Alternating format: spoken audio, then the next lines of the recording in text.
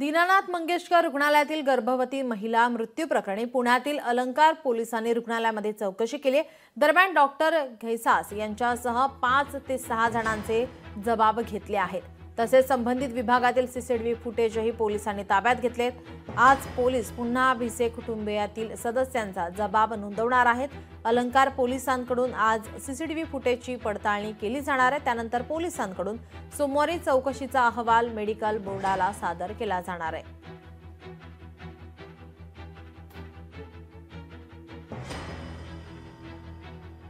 पुण्यातील गर्भवती महिला मृत्यू प्रकरणी आता रुग्णालयामध्ये चौकशी सुरू आहे। पोलिसांकडून ही चौकशी केली जाते। डॉक्टर घैसासह 5 ते 6 जणांचे जबाब हे आता घेतले जात आहेत। त्यानंतर पोलिसांकडून आता सोमवारी चौकशीचा अहवाल मेडिकल बोर्डाला सादर केला जाणार आहे। लोकशाही मराठी ऐका, पहा, जागरूक रहा।